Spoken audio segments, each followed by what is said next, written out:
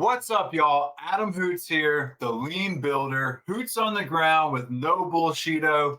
And today I got my man, Mr. Manny, here with us today. Manny, say what's up to the people here. Hey, what's up, everybody? Super excited to have you here, Manny. I actually got to hang out with you a couple weeks ago, which was awesome. We went to actually your old stomping grounds up in the Boston area. Well, was it Norwood? Yeah, around Norwood and Dedham area where I grew up. That's right. And so that was awesome. Had a lot of fun. Got to know you pretty well. I think I met you through the Old Dog Lean Coffees. You've chimed into a ton of those. Love your perspective. Just enjoy everything about you. I'm excited to introduce you to the Lean Builder Nation and just tell them how amazing you are. Why don't you go ahead and do that for us, huh? Sure. Thanks, Adam. So I'm Manny Hoyo. I'm a senior superintendent with Skanska out of our Boston office. When it comes to who I am, I'm a son, I'm a brother, I'm an uncle, a husband, I'm a Freemason, try to be a team builder. It's very important in our industry. I'm a person with anxiety. I'm a student of construction. I'm an introvert in an extrovert environment and a person who's on a journey trying to be the best version of themselves every day. I'll tell you though, it's very hard. What's hard about it? When you think about all of those things, anxiety in our industry, trying to continuously learn and improve upon process and workflow and skills, finding the time to have life balance. There's a lot of balls that you're juggling up in the air while also trying to run a job site and build a team and try to get to the end goal all together. Yeah, bringing a lot of people with you is always a tough experience. I love how you started that. You started with a son, a brother, a husband, and then dove into a team builder. Tell me more about the team building aspect of it and how that relates to being all the family members as well. On our job sites, we have our team, like the construction manager, the general contractors team. We have our team of trade partners. We have our design partners who we're working with. Too often in our industry, there is a kind of adversarial role between, let's say, the designers and the construction manager, sometimes even the owner, and sometimes even with our trade partners too. And I think being able to see what the common goal is, take team members' strengths and elevate those. And I wouldn't say that it's weaknesses. I'd say it's areas of improvement, being able to focus on developing those areas to be better. It's all part of trying to get to the same end goal, right? We're trying to build remarkable projects for our clients with the remarkable people that are on our job, whether it's the designers, whether it's the men and women who build our projects, the pipe fitters, the iron workers, the laborers, even the honey wagon driver, right? We're all part of a team. We all need to work together because we're all interdependent, and being able to realize that everybody is part of that team. Teams build jobs at the end of the day. It's not companies, it's the people. Yeah, that's a pet peeve of mine when people say, I built blah, blah, blah. And I'll even catch myself doing it from time to time. But every time I make that statement, it's like, whoa, wait a minute. I was part of a team that built, and I always go back and correct myself because I didn't technically, when you want to get down to it, I didn't really build anything but maybe RFIs and submittals and a schedule and those kind of documents. When it comes to putting stuff in place, creating real value on the job, I was just incidental. So how does all of that, what you said, and I love how you're framing the teamwork side, how does that compare to being or contrast to being a son, a brother, a husband, all those things that you said? I think it's really taking the lessons and values that I've learned along the way from my upbringing and trying to apply those to putting yourself in someone else's shoes and their perspective. And really it comes down to just treating people how you should, right? We're all humans at the end of the day, right? I tell people all the time, we all either bleed the same color blood or we put our pants on one leg at a time. Some people might do both legs at a time, but it's basic when you think about it that way, right? So we're all here just trying to do the best that we can every day, make some money and go home to see our families. So being able to take those values that I've learned from my parents, from my siblings, even from my nieces and nephews.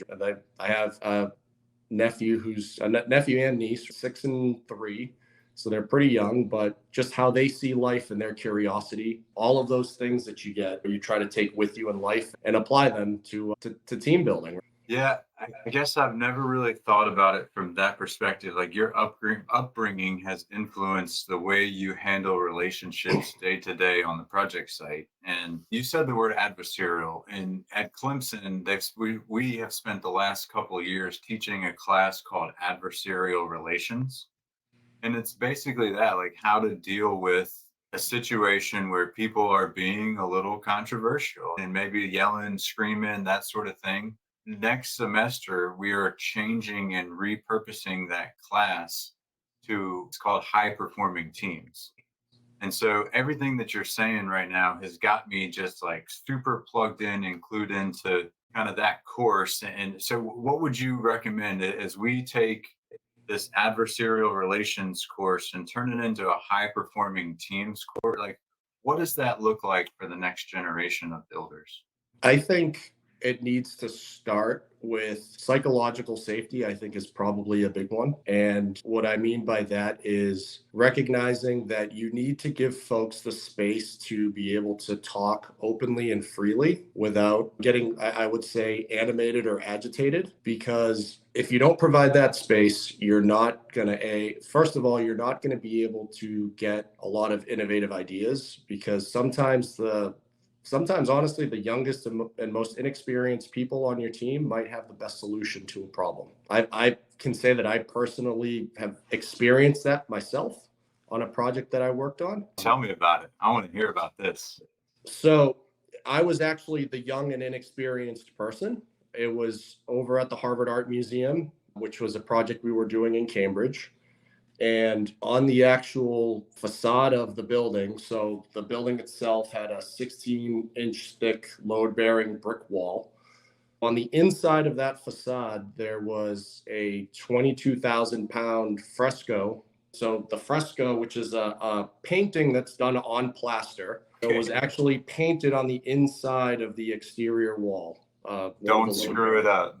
And we were tasked as part of the project to salvage it. The original plan was to actually wait until the structural slab was placed, the slab on metal deck. And our superintendents at the time thought that it would be the best idea to actually wait and create almost like an A-frame cradle and use heavy haul rollers to roll the 22,000 pound fresco across the slab. If you know anything about concrete tolerances, you strive to get 3/8 within 10 feet. That's not necessarily what happens all the time. When you think about that, there's a lot of stress that kind of is going to get put on that painting. And the painting was very special to the museum. It was very special to our team and all of our trade partners on site because it was actually on one side was the artist painting the fresco. And on the other side, he was actually painting the men and women that were building the museum back in 1920. Wow. So Yeah, that's cool. like the whole kind of team like rallied around this endeavor that we had. So anyway, to make a long story longer, one day I was talking to one of our general superintendents, Chris Kelly, and I mentioned to him, we were talking about moving it and what we should do and how much work it's going to be involved with monitoring it as we're rolling it across the slab. And offhandedly, I just said it'd probably be a lot easier if we had an opportunity to pick it with a crane and just drift it into place. There's less stress that we would put on the wall that way. And he dismissed it. And then 3 days later, he came back to me like almost giddy and was like, I couldn't resist. I mentioned it to Claude LeBlanc, who was our other general superintendent on the project. And he said, that's an absolutely wonderful idea. Let's go. Let's roll with it. It makes so much sense. So we still had the frame that we had to put on either side of the wall so we could saw cut it. We had to saw cut it with a dry wire saw. And then we came up with a plan to just literally attach some picking points on the top of the steel frame. And we worked with one of the local riggers to basically drift it out as it was cut. And then we picked it and moved it. It was only going 20 feet, but that 20 feet was enough to put a lot of stress on the wall, especially because it was from probably by the time that wall was built was 1918. The job was done in 1920s. Yeah, just little things like that. I was assistant superintendent at the time. What a story, man. I love that. And you felt like you had the safety to speak up and be able to mention that idea. That What kind of things did they do to create that environment for you? I think honestly, a lot of it was we have on our projects. I think most teams always try to do this too, is we try to establish just like a really good relationship with everybody. We try to put like-minded people together because people that have similarities, they gravitate towards each other in a way. We also just had a lot of fun. We would joke around with each other. Like you're like on a typical job site, you're always busting each other's chops. Oh, yeah. And that's what the work that we do is hard, right? But you got to have fun while you're doing it. So whether it's little comments or just little comebacks when somebody says something that's smart, we'd have a lot of laughs. And I think also the biggest thing is that they created a really good environment where they gave me the space to ask questions. They gave me the space to fail and learn from that and actually teach me why I failed, or at least try to give me support as to be able to improve. And I think that's important, is being able to understand that you have to give people that space because it's how they're going to learn. And for some people, it's how they might learn the best. Absolutely. I love that. Yes. So what else? Psychological safety is at starter. What else is in the starter pack?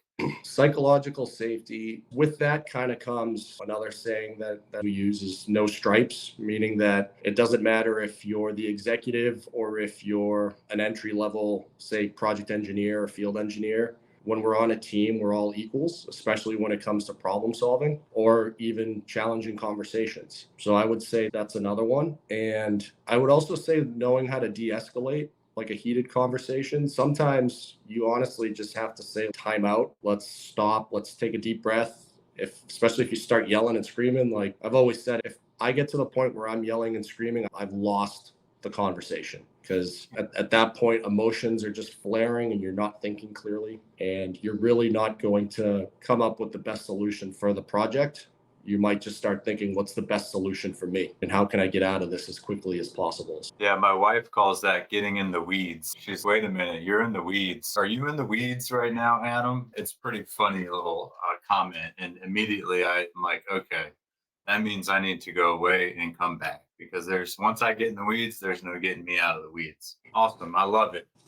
What else? So you mentioned a couple of things. You mentioned the anxiety, you mentioned introvert in an extrovert's world. Talk about like how you, because I'm sure you're not alone. I'll just tell you that. I just wanted to hear, like, how have you dealt with that being in the construction industry? Yeah, sure. Early on in my career, as you start to get more responsibility, I found that anxiety started to creep in. And it is something that in my family, there is a history of anxiety. A person that has a background or a history of anxiety gets into a pretty stressful and hectic kind of industry, right? But I knew when I was at school that construction was the road that I wanted to go into. So no matter what, that was going to be my pathway. But as more and more responsibility started to get thrown at me, I started to realize that I was getting more anxious, and the ways that I was dealing with it was really just hurting myself, in the sense that I would find myself going home and drinking. And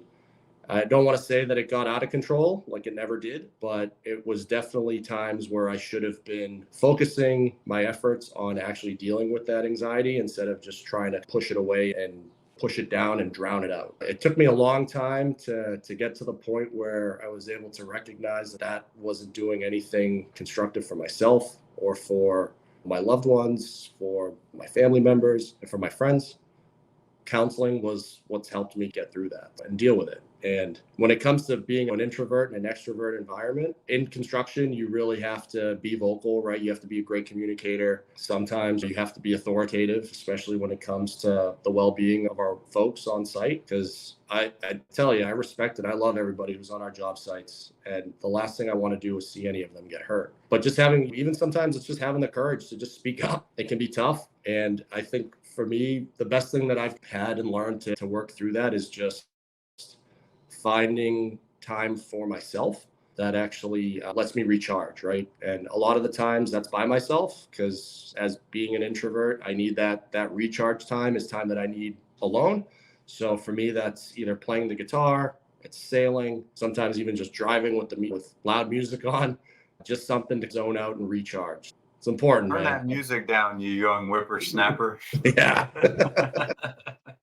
Wow, you just said a ton. And I experienced some of that as well, but there's something about when I put my boots on and then I either put a hard hat on or a hat on. And so that's why you'll see me 95% of the time with a hat on, because when I do that, all of a sudden I'm like, oh, I can speak up because they're not looking at me. They're looking at my hat or my boots or something else. And so I'm It's that curious, superhero costume. yeah, exactly. Let me hit the phone booth real fast before I come out on the job site. This is a conversation that I've had with several folks who always debate me on it, especially folks from the lean mindset or the lean world. I'm curious, what are your thoughts on command and control based on your comments of what you just said? I think there's a place for it. I don't think that when it comes to like truly building relationships with our trade partners and actually trying to generate flow for them and all the other folks on our site that are trying to work through work areas, I don't think that you can necessarily command and control in that scenario, because we try as superintendents to know all of the interdependencies, right? But the men and women that build our jobs, they know it best. So they're going to figure out the best way to build. They're going to figure out the best plan. So in that sense, for me, like collaborating with each other is a lot better, and actually having the space to say, no, we can't do it that way, for a trade partner to speak up.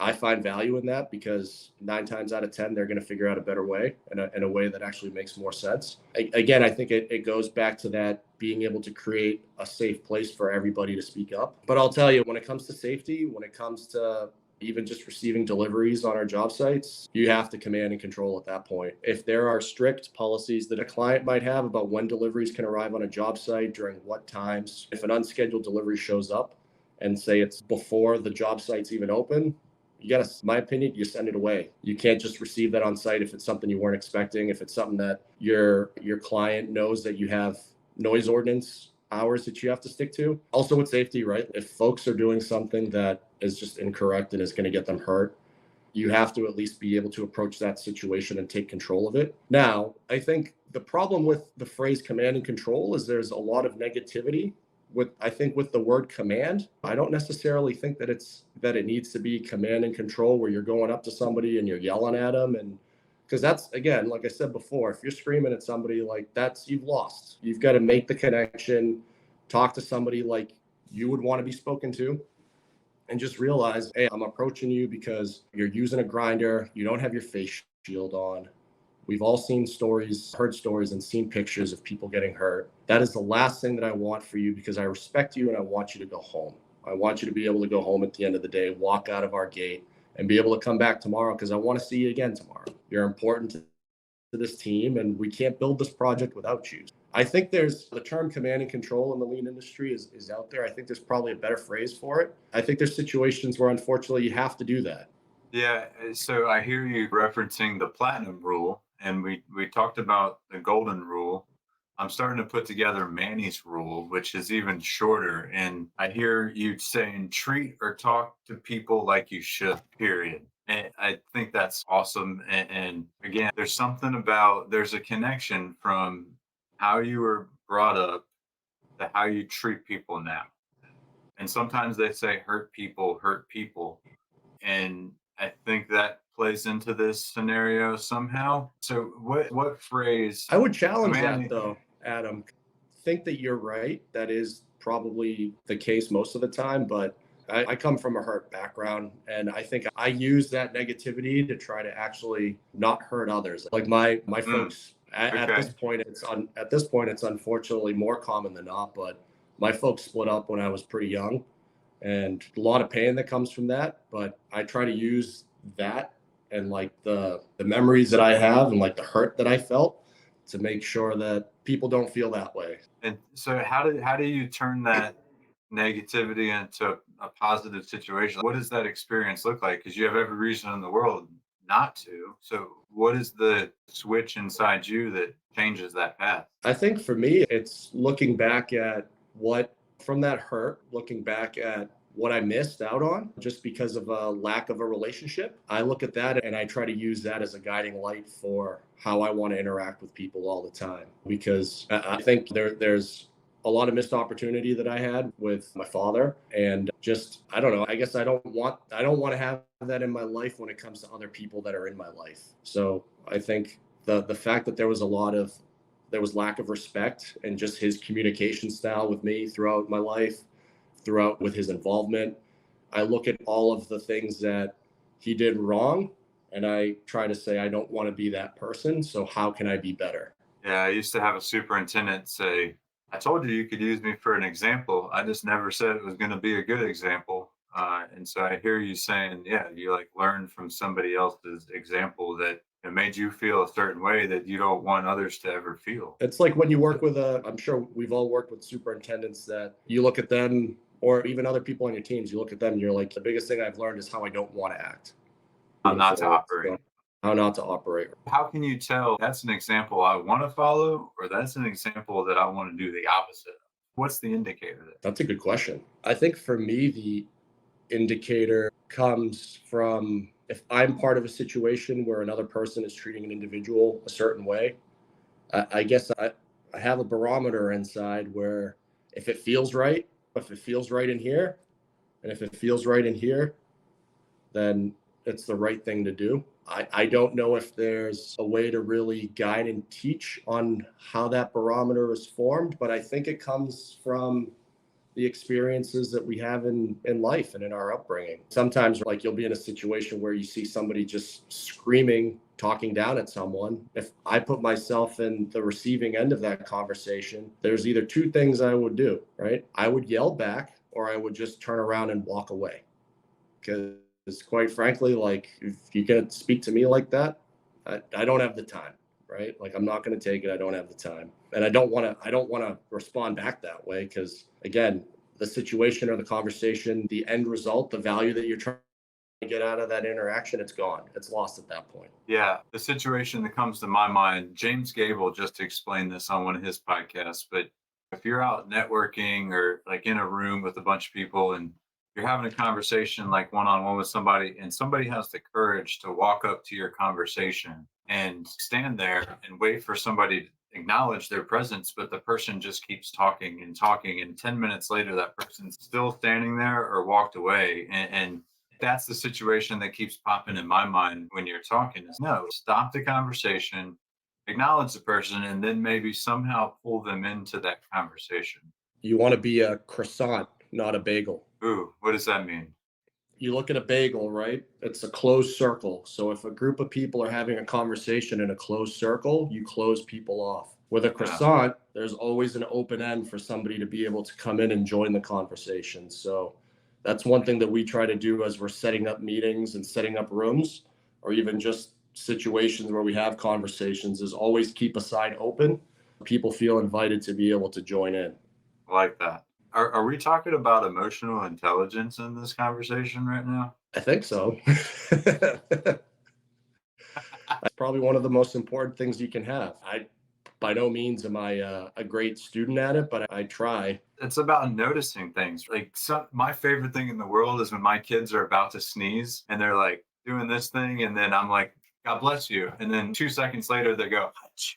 And my wife always looks at me like, how in the hell did you know that was about to happen? And I just pay attention to the environment that I'm in. And I think that's somewhat a result of the safety training that I've had my entire career in construction. Because, hey, when I walk into a room, I'm monitoring my surroundings. Where's the closest exit? What are we doing if somebody starts shooting or there's a fire or for whatever reason, my mind goes to that in preparation of every scenario. And like even like on a Zoom meeting, I've got to have like in our lean coffees. Yeah, just yesterday, I've got half the screen is the lean coffee table, the other half is all the faces, so that I can see. The second somebody comes off mute, I shut the hell up and I engage them and try and pull them in, because if they had the courage to come off mute, let them talk. I have so much other time. But again, I don't know. Maybe the Lean Builder Nation can tell us. Are we talking about emotional intelligence here, y'all? I don't know. I'm not qualified either enough to even identify it. But I think it has something to do with that indicator, though. Just paying attention to your surroundings. The other thing, and this came up yesterday, we talked about it briefly before we started this morning. Tell me more about this system that we have in construction of, I'll even go as far as calling it a class system. I'm super curious about this. Again, it's something that we uncovered in the coffee yesterday. But what are your thoughts on, you've got supervisors and then you've got workers. And so that's just one kind of class of in itself. And then almost you have architects and designers and then owners even, right? There's this, again, class probably isn't the right thing to call it. And then there's workers, right? And there's even classes within or layers of people. I don't know the right thing to call it. What are your thoughts on kind of all this? Maybe you can help me summarize what I'm trying to say here. I think what you're talking about is the hierarchy of construction. Dude, I got to keep you closer to me, man. That's exactly what I'm talking about. So, yeah, I think it's one of those things that you don't even have to really say it. But if you're on a job site or you're in the industry long enough, you just see it. And I think it goes down, it happens almost within the trades too, where you have some trades that think that their superior is not the right word, but they think that their work is more important than others. I think that one of the things that we need to do is break down the barrier of that like hierarchy, because everybody's interdependent on our job sites. If there's people working in a mechanical room and there's cut conduit, there's threaded rod, or if there's boxes of just all over the place, say while they're welding, if the labor is not going around and cleaning that stuff up, people are going to slip, they're going to trip, twist their ankles, potentially start a fire. But a lot of the times they may not even get a thank you as they're buzzing around through there and cleaning. And a lot of the times they're actually the ones that check in with those folks and say, hey, is this area clean enough for you? Do you need anything else? Can I get you some fans? If you're welding, can I get you some fans? Blow the welding fumes out of the way. To me, it's interesting that I don't want to say it's not the lower trades, because again, everybody's important, right? But a lot of the times the folks that on our job sites are seen to have the least amount of value for the team. They're actually the ones that probably look out for others more, if that makes sense. Yeah, it makes total sense. Almost kind of circling this conversation back up, it's hey, they realize how people are treating them, just like young Manny realized he didn't like how it was being treated. And it's just fuel to change, take action to change that on a job site.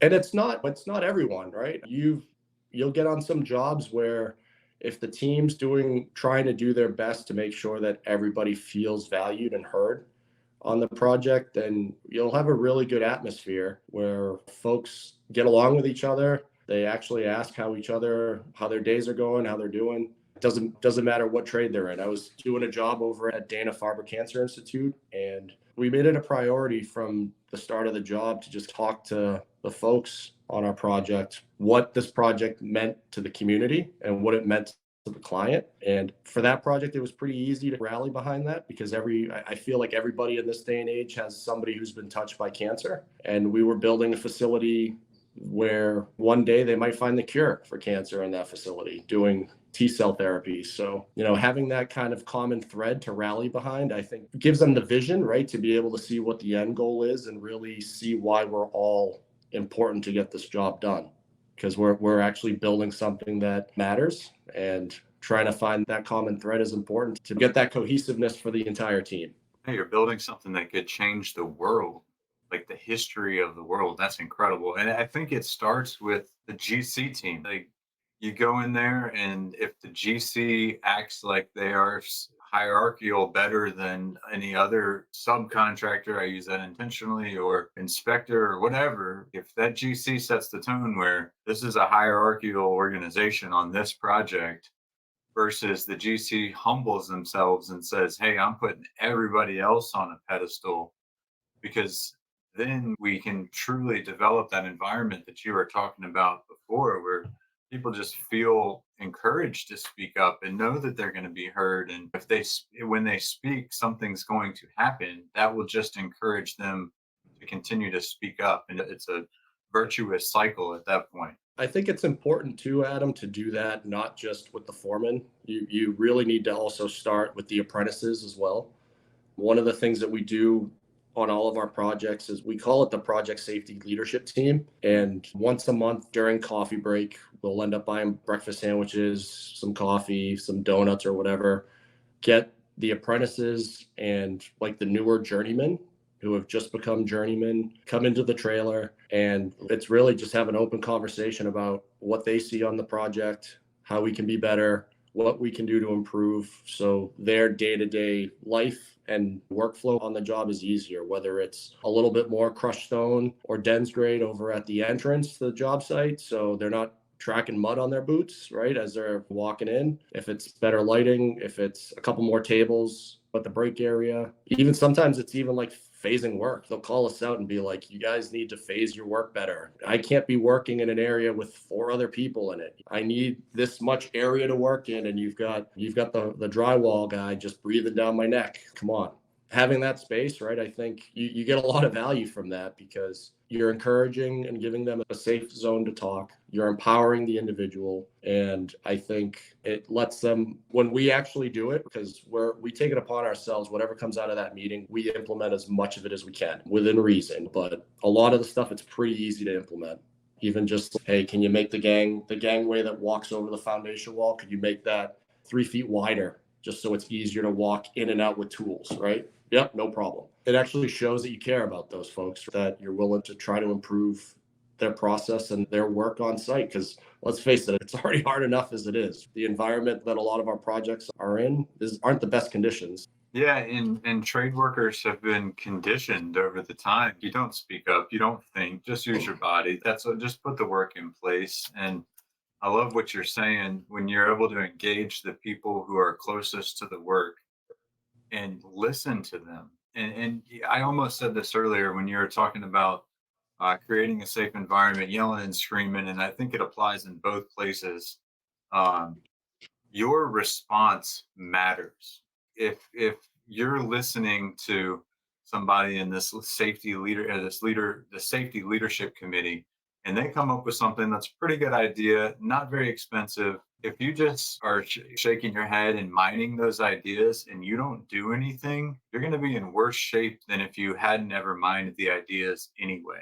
Same thing. If somebody comes to you and brings you a problem and your response is to cuss and raise your voice and throw your hard hat or kick dirt or whatever, that person is taking mental notes and they're not going to bring you the problem next time. They're going to let you figure it out through the grapevine. And so that's one thing that I'm like starting to become aware of is how am I conditioning people around me based on my response to certain situations. A couple other quick things that this wouldn't be a complete podcast unless we at least explored this idea a little bit. When we were together in person over dinner, you had mentioned your love for sailing, and you said that earlier as well. I planted a seed. I had once heard somebody, again, just verbally, compare sailing to scheduling. And I know you've got some schedule in your background. I'm really curious if that root has started to grow at all, or just where you are with this whole thought on how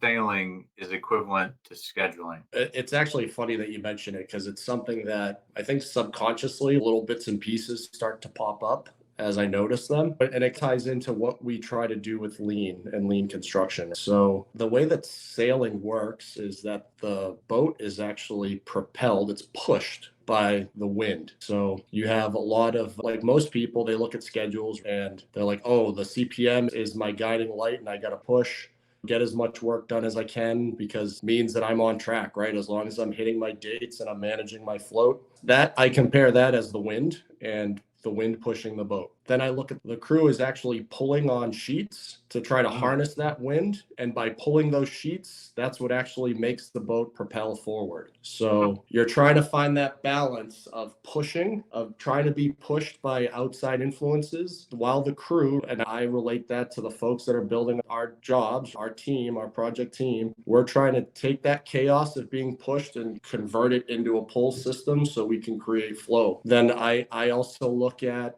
wind shifts when you're sailing. That's something that can happen all of the time. To me, that's variation and roadblocks that you have to try to account for. It's percolating, Adam. It's starting to grow. You definitely planted a seed that's starting to grow some wild, hairy legs. Ooh, I like it. I can't wait. I want to fertilize and water that baby. Maybe not fertilize. We'll just start with watering. How's that sound? That's fine. That's cool, man. I really like where you're heading with that. So one other thing that we've gone this whole episode and we have talked about it, but we haven't mentioned the iconic phrase. And I absolutely love that. Any idea what iconic phrase I'm discussing or I'm referring to? No, you got me stumped, brother. Respect for people, Ah, right? There's something about that phrase that has just lost its sting in the industry, or it almost people think that it's just being nice to people, but it's so much more than that. And I think this entire conversation has embodied that, from emotional intelligence to Manny's rule to even scheduling, sailing, focusing on the people who are adjusting the conditions to be able to pull the ship along. What is your thought on respect for people? I think when it comes to respecting people, again, I go back to it's being treated how you expect to be treated.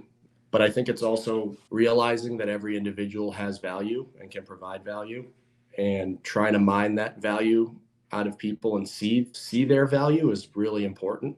How do you And do that? seeing value for me, or mining value in people, is fundamentally, I think, getting to know somebody. I don't think it's right to be a lead superintendent on a project and not actually try to know. You might not know everybody's name, but at least have an interaction with as many people as you can, whether it's stopping in on an orientation and handing out a business card and saying, I'm here, you can give me a call. If you see anything that doesn't feel right, I'll listen. I also think that a lot of it comes from just I think honestly it's listening and getting to know people, finding out what they like, what their hobbies might be, and how you can apply that to the work that they're doing and why their skill set, because the work is the work, but it's really the skill that individual brings to the project that is the most important thing that we need to honestly cherish. Because I fear that someday, I'm hoping it's when I retire, but there's not going to be enough folks to actually build our projects. And I guess being able to actually show that value and worth and try to elevate that value and worth that the individual has and brings to the project is really important, because it starts to create a heightened awareness of the fact that they're doing marvels on our jobs all the time. Yeah, despite all the conditions that they're faced with, they are making miracles happen daily. Well said. Well said. Yeah, and Uh, adversity too. Like, you get too many people that they'll say, "Oh, I'm looked at as a knuckle dragging contractor." You're not a knuckle dragging contractor. Without you, our world wouldn't be able to function. AI can't do what we do. AI can't work if it wasn't for what we do. Somebody's got to have electricity and data to make AI work That's right. alone. Plus, not to mention the cooling and the shelter and the countless other trades that go into making that happen. Okay, so we're coming down somewhat to the end here. I got a couple more questions for you. I just want to take a moment and reflect on your career. How long have you been building for? 15 years. Okay, so thinking back over those 15 years, who are some of the most influential people who have really had a stamp on or helped make who Manny is? The most influential person in my career he's no longer with us. He passed away of cancer, but it's a general superintendent that worked for us named Chris Kelly. And he was one of the most You mentioned brilliant minds. you mentioned him earlier. Yeah. Yeah, he was one of the most brilliant minds that I have ever worked with and had the pleasure of being mentored by. He took it upon himself to really bring me under his wing. I had the opportunity of working with him on a job site. It was the Harvard Art Museum, and one of his son was a laborer for us, and it was a lot of tough love that I got from him. But it's funny because we were setting up our tower crane one day, and I was putting up some signage to direct pedestrians around our traffic management plan that we had while we were blocking streets. And he absolutely lit me up for where I placed the sign. He's like, "No, it can't go here. It's got to go over here." I'm like, in my head, I'm like, we literally just moved it like 3 feet. His son turns around and he goes, "Damn, he doesn't even yell at me like that." But I knew that I think at the time he didn't really tell a lot of people what he had going on health wise. And I look at it as him trying to leave a bit of himself behind with me, and very fortunate and blessed that I had the opportunity to work with him. It's actually hard to talk about him and not get emotional just because of the impact he had on my life and my career. Uh, yeah. Got you. Shout out Chris Kelly for making you a wonderful human being. I certainly appreciate that very much. And again, it wouldn't have been the same without, I take it he was a bit of a yeller and a director when he had to be. Only when he had to be, but he was one of the most charismatic people. The guy was super intelligent, like into poetry. He had a photographic memory, like really into humanities, and just a world-class master builder. Super cool. Shout out Chris Kelly. I love that. So what is a word or phrase that drives you nuts, Manny? So I was going to mention it before, but you nailed it earlier on, which I have two. One, the first one is I really despise I, me, and mine. So when people say I need to do this is my material, I built that, I cannot stand that, and I do everything in my power to never use those words. So that's the What's the first second one. one? The second one is progress, not perfection. Why? What's wrong with that? I think that you need a bit of perfection in order to have progress. Like you need to finish as you go. You need to have clean work areas. You need to be able to turn over work that's ready for other trades to actually be able to do their work. You can't steamroll past stuff. You can't bury stuff. You need to be doing your job when it comes to quality, when it comes to safety, when it comes to generating flow on our sites, when it comes to just keeping a safe environment for pedestrians, for neighbors. You need to have a bit of perfection in order to actually have progress. What do you say to those who overthink and never act? So, what I say to those in that situation is because I say that progress, not perfection, bugs me, but I also think that you have to know when good enough is good enough. And also, I'm a firm believer that you sometimes can't wait to make a decision. If you have enough information to act within reason and you can keep something moving, you're better off to make that decision than wait. Within reason, right? You can kind of you know when you have enough information to act without having an answer on what the best intent is or what the best decision is to move the project forward.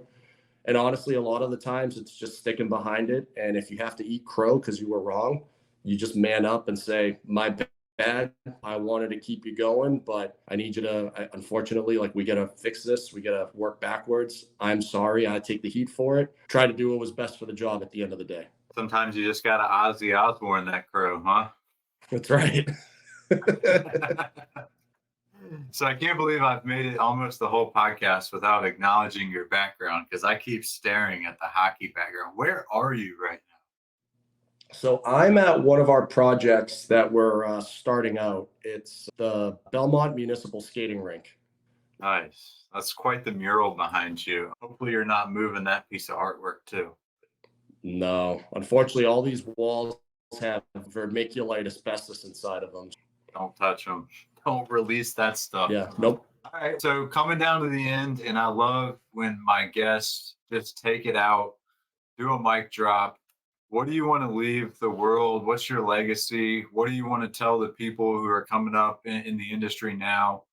Take it away, Manny. Anything and everything you got. Let's hear it. So I'd say be genuine. Be genuine throughout your day. Truly try to be yourself and bring the best version of yourself every day, which is hard, right? It's really hard to do with all of the noise that surrounds our day-to-day life and just being able to have that balance with everything that you do. But I think being genuine and bringing that genuine version of yourself, think upon that and what it means when you interact with others. Truly think about how you would feel in someone else's shoes. Try to put yourself through their struggles, compare them to yours, and just try to elevate each other while we're at work. We're here for a short amount of time in the grand scheme of things. And the more people that you can treat with respect and you can impact and foster a great relationship with, that's what you take with you at the end of the day. I hope anyway. I don't think, you can make all the money in the world, right? But the relationships, the happiness that you have, I hope that's what I bring with me when my candle blows out. From my perspective, you're right on. And I'll just add this. That's what lean builders do. Exactly. So thank you, Manny. Appreciate you coming on, being vulnerable, opening up and letting the lean builder nation know who you are. I very much value that. Thank you.